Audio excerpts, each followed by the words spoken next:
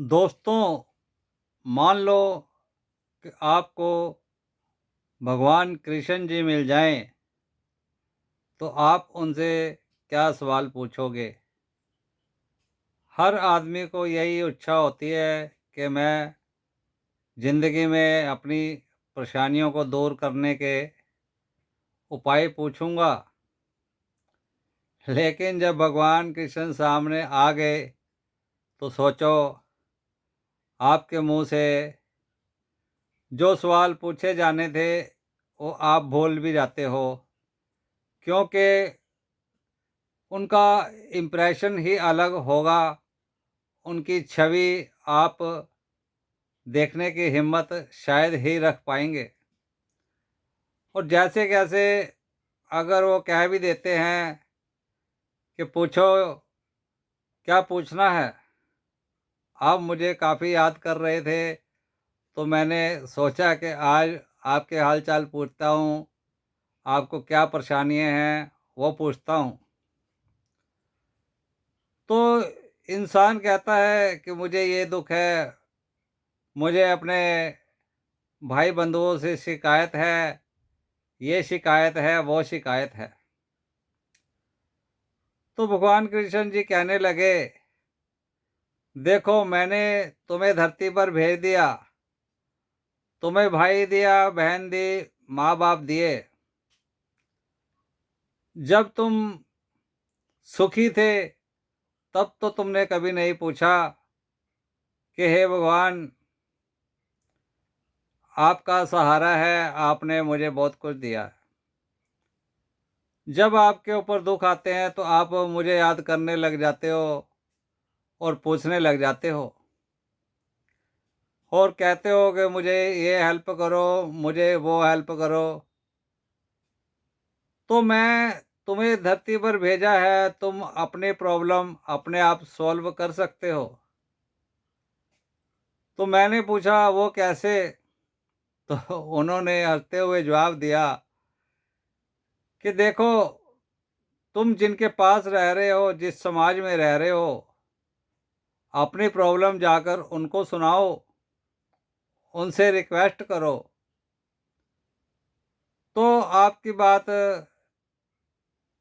वो सुन सकते हैं, समझ सकते हैं, क्योंकि मैंने इंसान को बुद्धि दी है, हर समस्या का हल करने की उपाय भी दिए हैं और हर समस्या का समाधान भी किया है। तो मुझसे तुम्हारा नाता इतना ही है कि तुम इंसानियत वाले काम करोगे। मुझे यही उम्मीद होती है हर इंसान से कि वो अच्छा बनकर रहेगा, अपने दुखों को अपने आप सहन करने की ताकत भी रखेगा। और मैंने वो पावर दी है हर इंसान को, अगर वो अंदर से समझे, दिमाग से सोचे, तो सब चीज़ का सॉल्यूशन होता है। अब मैं तुम्हारे लिए भगवान तो हूँ, तुमने मुझे याद भी किया है, लेकिन मैं तुम्हारे कर्मों का फल तो नहीं बदल सकता, क्योंकि इंसान अपनी मर्ज़ी से चलता है, अपनी मर्ज़ी से ही तय करता है कि मुझे कैसी ज़िंदगी गुज़ारनी है। और मैं तुम्हारा ना तो कभी साथ रहा हूँ, यानी कि प्रत्यक्ष रूप में आमने-सामने तुम अपने माँ-बाप, भाइयों और रिश्तेदारों के साथ रहते हो।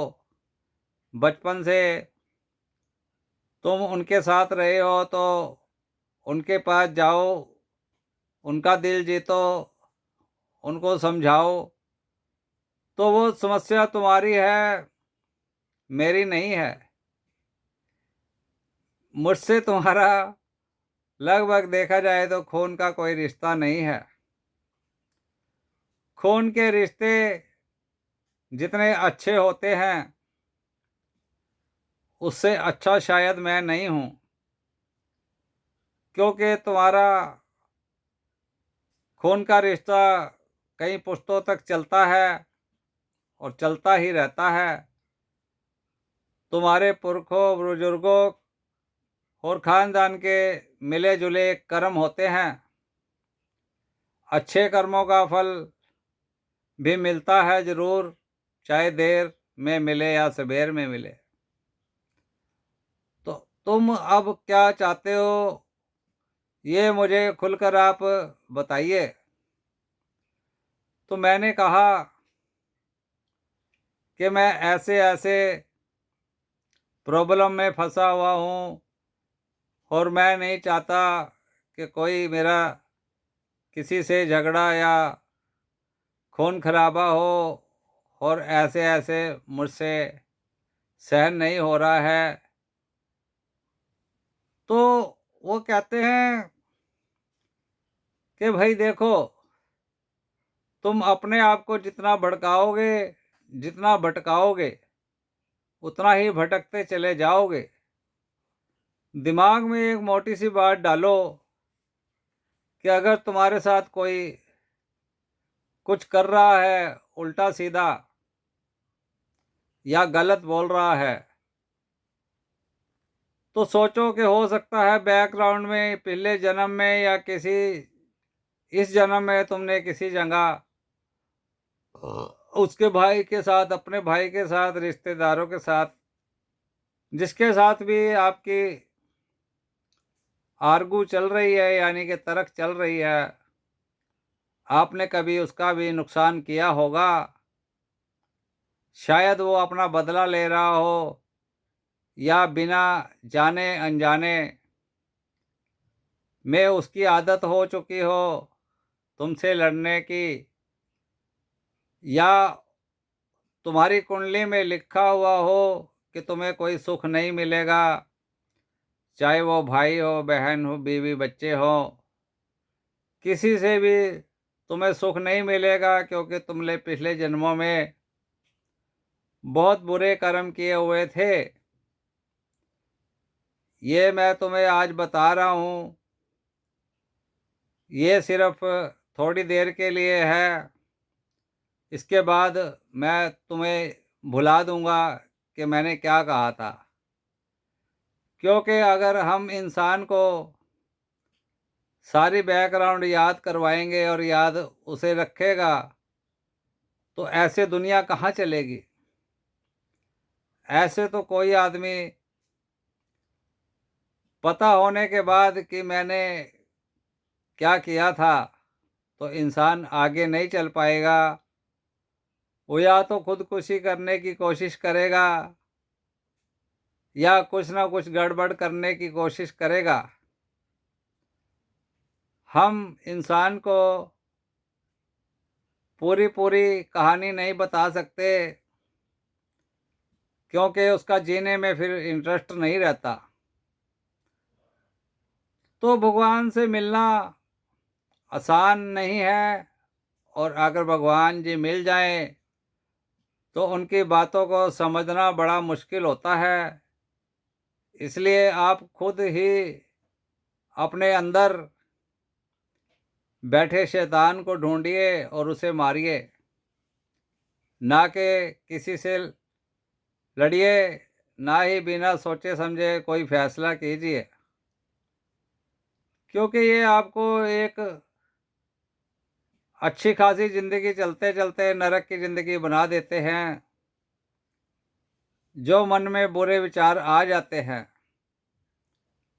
आप ये मत सोचिए कि मेरे भाई के पास, मेरे रिश्तेदारों के पास बहुत पैसा है और वो ऐश कर रहे हैं। ऐसा भी सच नहीं होता। क्या पता उनके अंदर भी कितने दुख हों, या किसी मजबूरी में वो करते हैं, या जानबूझकर भी करते हैं। तो आपको उन पर इतना हक नहीं है कि आप उनको भला बुरा कहकर अपना ही काम बिगाड़ लें। तो इसे कहते हैं वक्त की इंतज़ार करना चाहिए। अच्छा वक्त भी आता है, और अच्छा वक्त आने से पहले आदमी कुछ ना कुछ लड़ाई झगड़ा या बुरा भला कह देता है, उससे रिश्तों में दरार पड़ जाती है और आपका टाइम दोबारा फिर खराब आना शुरू हो जाता है। तो अपने मन को समझाना भी बहुत ज़रूरी है। जब आपकी किस्मत में दुख लिखे हैं तो वो उठाने पड़ते हैं। बड़े बड़े ऋषि मुनियों, देवी देवताओं ने भी बड़े बड़े दुख उठाए थे। आपकी ज़िंदगी आज निकलती जा रही है और निकल चुकी है, लेकिन मन में ये चीज़ नहीं जाती कि मेरे पास पैसा होता तो मैं ये कर लेता, मैं वो कर लेता। तो ये कहानी का काफ़ी हिस्सा मुझ पर खुद बीत चुका है। और मैं नहीं चाहता कि किसी और पर भी ऐसा कुछ बीते जिससे आदमी का नुकसान हो। तो कोई भी बात है, आप अपने आप को एक भगवान के सामने रखकर, एक जज के सामने रखकर अपने मन को उधर भी रखिए और अपने आप में भी रखिए। शायद आपके सवालों के जवाब मिल जाएंगे, जैसे मुझे काफ़ी हद तक मिल चुके हैं। तो वीडियो देखने का धन्यवाद। मिलते हैं अगली वीडियो में। जय श्री कृष्णा।